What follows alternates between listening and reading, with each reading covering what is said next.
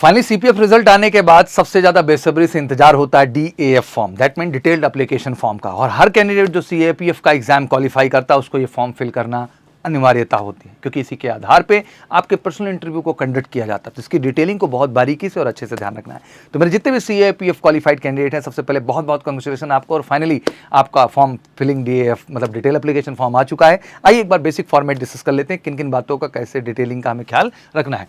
अब मोटा मोटा अपडेट अगर हम लोग देखने की कोशिश करें तो नोटिफिकेशन जैसा आप देखेंगे कि यूपीएससी ने अपडेट दे ही दी है यहाँ पे कि DAF central arm police force AC examination 2024 वो अवेलेबल हो गया। इस पर जैसे ही क्लिक करते हैं ऑब्वियसली आपके सामने ये फॉर्मेट आता है। जैसे कि आपको पता है कि आप ऑलरेडी रजिस्टर्ड तो हैं ही, तो सिंपल अपनी मेल आईडी डालिए, पासवर्ड आएगा, गेट ओटीपी करिए वेरिफिकेशन कोड के साथ, फिर डिटेलिंग हो जाएगा। इसके बाद फिर आपके सामने खुल जाएगा एक प्रॉपर फ्रेम। तो आइए देखते हैं क्या फ्रेम आपके सामने प्रॉपर तरीके से खुलता है। तो कुछ इस तरह का फ्रेम जो है आपके सामने आ जाएगा। कैसे भरना है, क्योंकि लाइव में नहीं कर सकता उस चीज़ को, तो मैं पीपीटी के माध्यम से आपको सारी चीज़ें बारीकी से समझाता हूँ। हाउ टू फिल डीएएफ फॉर्म 2024 कैसे भरना है। Union public service commission detail application form central arm police force assistant commandant examination 2024, जिसमें कुछ चीज़ें तो ऑलरेडी डिटेल में रहती हैं जब आप फॉर्म ओपन करेंगे, जैसे रजिस्ट्रेशन आईडी हुआ, रोल नंबर हुआ, लेकिन हाँ नेम, ईमेल और मोबाइल नंबर आपको फिल करना और साथ ही साथ अपनी फोटोग्राफ अपलोड करना है। फोटो वही होनी चाहिए जो आपने फॉर्म भरते समय यूज की थी। इस बात का आपको बेसब्री से ख्याल रखना है। अब आते हैं कुछ चीज़ें और जो बेसिकली आपके लिए बहुत जरूरी है जानना। टोटल 22 पॉइंट्स हैं, तो शुरू करते हैं तेजी के साथ, एक एक पॉइंट को डिस्कस करते हैं और उसमें डिटेल बहुत ही जेन्युइन होनी चाहिए। मैंने कहा पूरे इंटरव्यू इस पे बेस्ड है। एक तरीके से फौज में आप जाते हो ना कमीशन में, तो आपने पीआईक्यू फॉर्म भरा होगा, personal information questionnaire form, same इसी तरीके डीएएफ है, डिटेल्ड एप्लीकेशन फॉर्म, इंटरव्यू के ही पॉइंट ऑफ व्यू से है ये। Name as recorded in the matriculation, have you ever change your name. अगर यस है, नो है, जो भी है, एग्जैक्टली मुझे लगता है कि अगर चेंज है तो भाई यस करेंगे, नहीं है तो सिंपली आप नो कर देंगे। यहाँ आपको दो ऑप्शंस मिलेगा। Address for the correspondence to which communication is to be send. अब उसमें post office, city, district, state, pin code भर दीजिए। Address correspondence to which communication to be send, कहाँ भेजा जाए। Telephone number with study code हो गया, mobile number हो गया, फैक्स नंबर हो गया, ईमेल एड्रेस। कहेंगे फैक्स नंबर नहीं है, कोई बात नहीं है, जो है वो भरिए। परमानेंट पोस्टल एड्रेस में post office, city, district, state, pin code. Address को कई बार लिया जाता है, कई मोड में लिया जाता है, जिससे किसी भी तरह की कम्युनिकेशन के लिए कोई दिक्कत ना हो। तो जो भी भरिए, एक्चुअल भरिए, सही भरिए, अपना भरिए। सिटीजन हो गया, नेशनैलिटी हो गई, जेंडर ऑब्वियसली आप बताएंगे male female, date of birth हो गया, क्लेम्ड एज रिलैक्सेशन अगर किया है तो यस करेंगे आप। कम्युनिटी, किस कम्युनिटी से आते हैं, certificate number, date of issue क्या है, डिजिग्नेशन ऑफ इशूइंग अथॉरिटी क्या है, full address of issuing authority क्या है, सारी डिटेल फिल करना है और बहुत सावधानी के साथ, कोई गलती नहीं होनी चाहिए। Name of caste as mention in the community certificate as the name of the issuing state, वो आपको डिटेल डालनी है। State your religion if you belong to the schedule caste, तो इस चीज़ को यहाँ मेंशन करना है। If you belong to any of the minority communities notified by the government, जैसे मुस्लिम, क्रिश्चियन, सिख्स, बुद्धिस्ट या फिर पारसी, जैन्स, अगर आप हैं माइनॉरिटी से तो यस करेंगे, नहीं है तो आप सिंपली नो करेंगे और आगे बढ़ जाएंगे ओवरऑल। इस तरह फिर आगे आते हैं। प्लेस ऑफ बर्थ, फिर से इन बॉर्न इंडिया, ये बॉर्न इंडिया तो पोस्ट ऑफिस चाहिए, सिटी, टाउन, विलेज चाहिए, डिस्ट्रिक्ट चाहिए, स्टेट चाहिए, पुनः सब कुछ डिटेलिंग बनी है। Marital status obviously unmarried.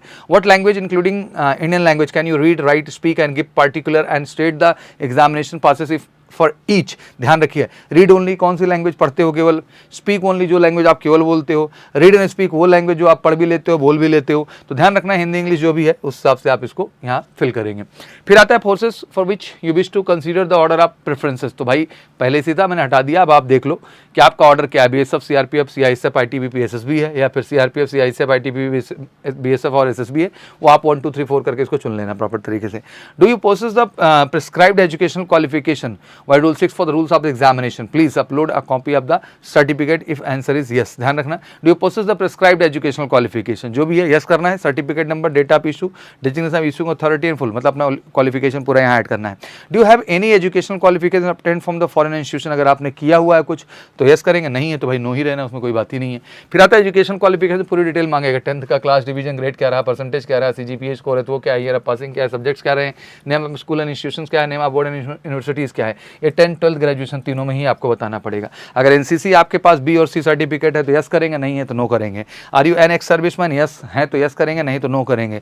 Are you in civilian central government servant, तो यस अगर हैं तो करेंगे, नहीं तो नो करेंगे।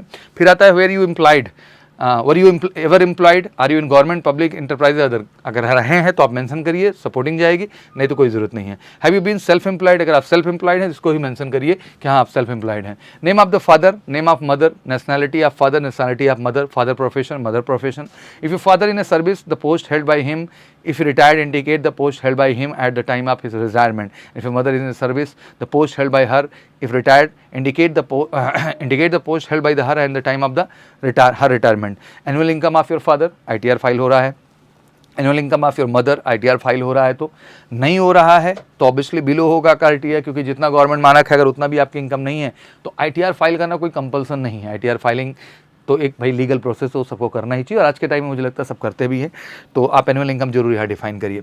State to which your father originally belong, district to which your father originally belong, state which your mother originally belong and district which your mother is originally. सारी detail father mother की भी जाएगी. Father present postal address, if obviously deceased give the last address. तो ध्यान रखिएगा कि present मांगा गया है इसमें postal address. Mother present postal address, if deceased give last address. ध्यान रखिए ये पूरा डिटेल यहाँ पे चाहिए होगा.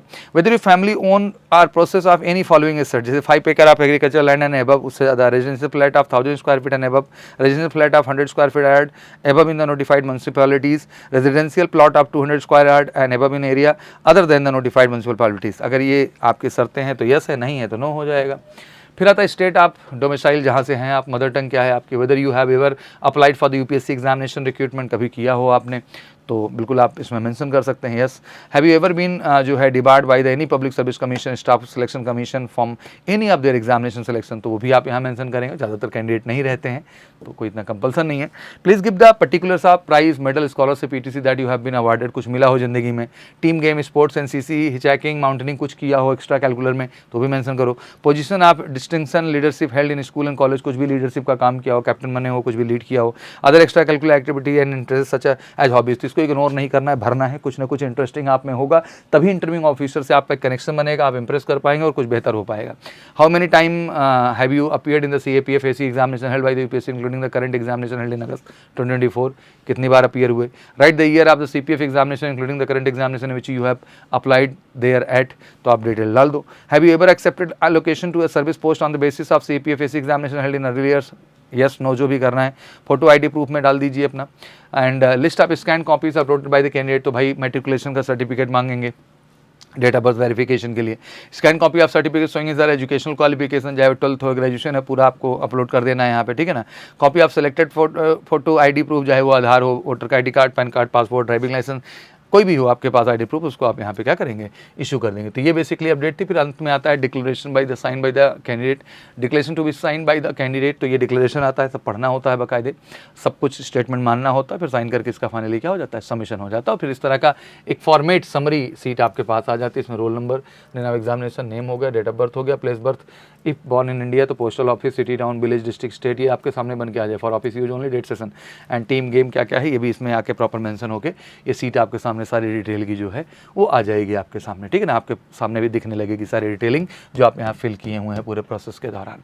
तो ये रही प्रक्रिया जो DAF फॉर्म की, और मैं आशा करता हूँ कि इसको पूरी जिम्मेदारी और डेडिकेशन के साथ आप फिल करेंगे और अच्छे से आप परफॉर्म करेंगे. This is all about.